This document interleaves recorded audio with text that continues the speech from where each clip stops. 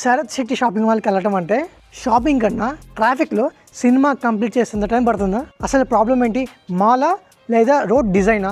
హైదరాబాద్లో Sarath Shetty shopping mall ముందర traffic ఇప్పుడు పెద్ద హెడేక్. డైలీ ఈ రోడ్డు మీద 1.2 lakh వెహికల్స్ ట్రావెల్ చేస్తున్నాయి. వీకెండ్లో మాల్కి 1.5 lakh to 2.5 lakh విజిటర్స్ వస్తున్నారు. పీక్ ఫెస్టివల్స్లో అది 3+ lakh క్రాస్ అవుతుంది. ఇక్కడ ప్రాబ్లం ఏంటంటే 6 lanes ట్రాఫిక్ 2 lanes రోడ్డుగా మెర్జ్ అవ్వటం. దానికి తోడు క్యాబ్స్, ఆటోస్ పికప్ డ్రాప్ కోసం రోడ్డు మీదే వెయిట్ చేస్తున్నాయి. రిజల్ట్, మాల్ నుండి బయటికి రావడానికి మినిమం కొంతమందికి 45 minutes పడుతుంది. అదే పీక్ ట్రాఫిక్ టైంలో 2 hours దాకా పడుతుందంట.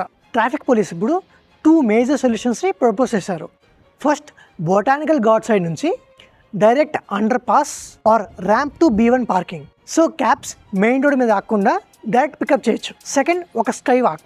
పీపుల్ రోడ్ క్రాస్ చేయకుండా ఆపోజిట్ సైడ్లో క్యాబ్ ఎక్కగలరు. ఆఫీషియల్స్ ప్రకారం వెయిటింగ్ క్రౌడ్లో 40% దాకా టైం రెడ్యూస్ అవ్వచ్చు అంట. టేకేవ్ ఏంటంటే హైదరాబాద్ డే బై డే బాగా పెరుగుతుంది, కానీ మాల్స్, ఆఫీసెస్, ఇన్ఫ్రాస్ట్రక్చర్ కలిసి ప్లాన్ చేయకపోతే బాటిల్ నెక్స్ ఫార్మ్ అవుతాయి. దీని మీద మీ ఒపీనియన్స్ ఏంటో కమెంట్స్లో మెన్షన్ చేయండి.